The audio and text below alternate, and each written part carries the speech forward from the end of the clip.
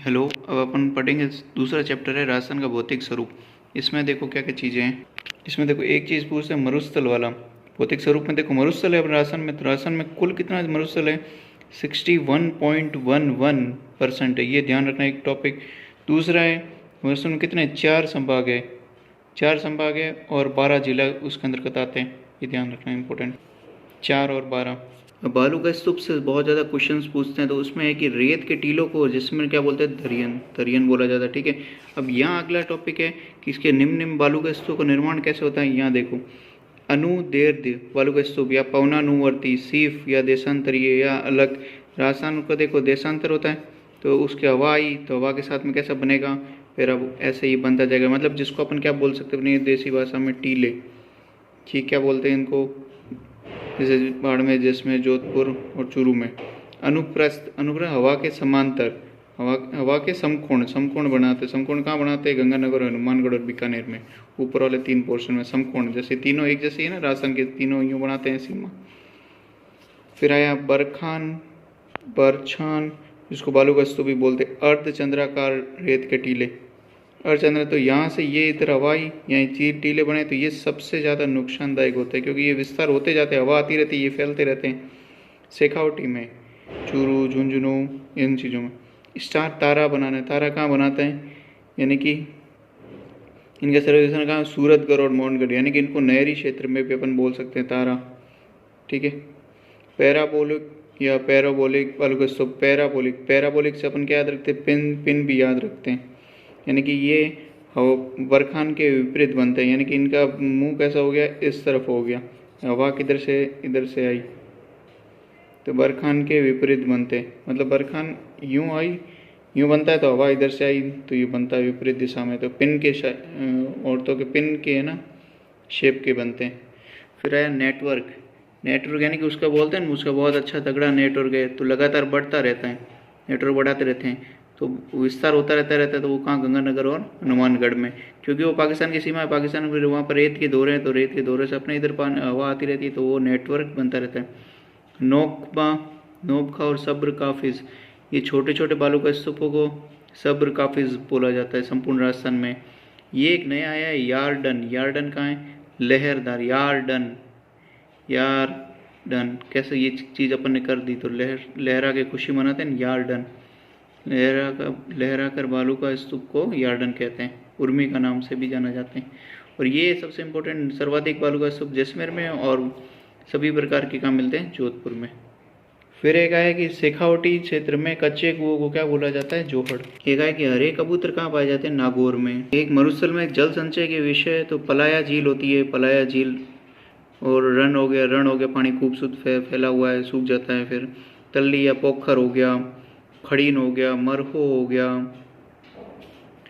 फिर बालसन, बालसन एक नया, तो ये भूल जाते लोग, तो देखो बालसन, तो बाल मुकुंद झील है, याद रख लो, जोधपुर में पहाड़ों के बीच में बाल मुकुंद झील, बालसमंद झील।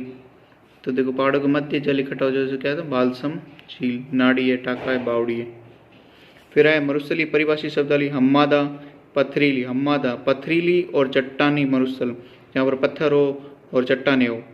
और इसका ही उल्टा क्या हो गया, रेग, जहाँ कर क्या हो गया, पथरीली है पर साथ में क्या रेतीली है, वहाँ चट्टानी थी, यहाँ रेत और पत्थर दोनों साथ में, उसको क्या बोलते हैं, रेग।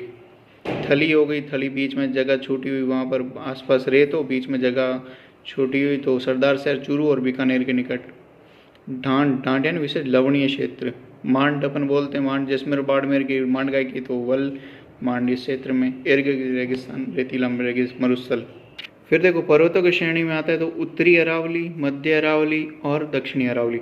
उत्तरी अरावली यानी कि जयपुर, अलवर और वहाँ हरियाणा में और दिल्ली में चली जाती है, तो उनकी देखो चोटियाँ राजस्थान में कौन कौन सी है, याद रखने के लिए मैंने ट्रिक बनाई है, RK BBB MB। तो देखो 1 2 3 4, 4 बी है और 5 बी बाद में, तो RK BBB MB। तो देखो आर से रघुनाथगढ़, के से खो, बी से बहराच, बरवाड़ा, बबाई, बिलाली, बहराच। अब देखो याद रही, आर से तो याद रहे रघुनाथगढ़, खो याद रह जाएगा, बी से देखो बी 4 है, याद रह जाएगा बहराच, बरवाड़ा, बवाई, बबाई और बिलाली। फिर एम से क्या हो, मनोहर थाना और बैराट। ये एक बार वापस देखो करोगे R K B B B B M B, तो याद रह जाएगा। मध्य अरावली, अब देखो राजस्थान में फिर बीच में आएंगे, जयपुर के बाद में क्या आता है, इधर आता है कि अजमेर, अजमेर में कौन सी होगी, जी और टी, जी टी, क्या हो गया, गोरम जी और तारागढ़।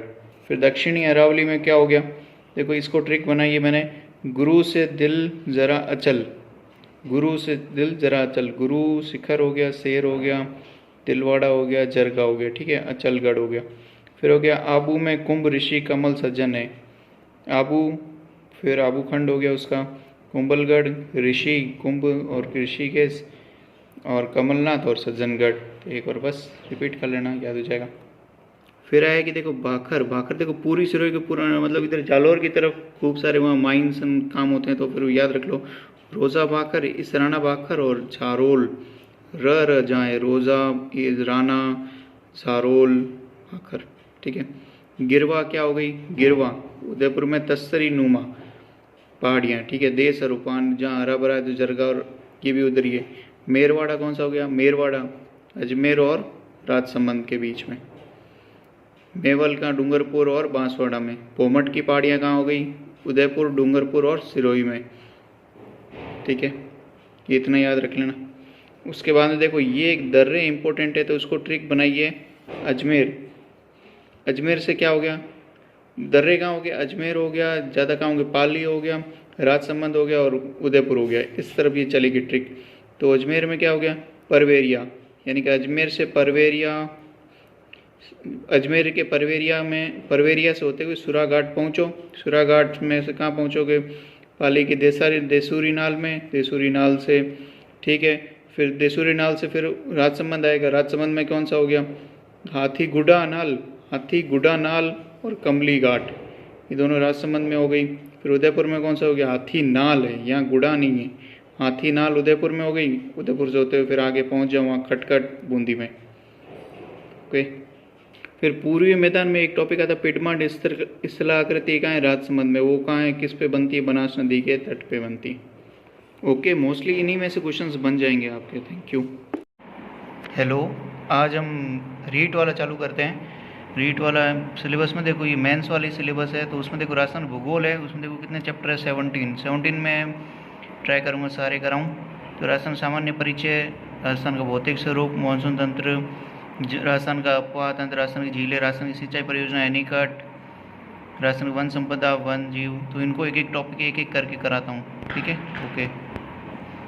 यहाँ देखो पहला चैप्टर राजस्थान का सामान्य परिचय, इसमें देखो यहाँ ये इंपॉर्टेंट चीज़ें थोड़ी फैक्चुअल है कि ऋग्वेद, देखो ऋग्वेद से याद रह जाएगा, देखो री कैसे लिखा हुआ है, र, तो इस हिसाब से हो जाएगा ब्रह्म, ब्रह्म व्रत कहा जाता था, ठीक है।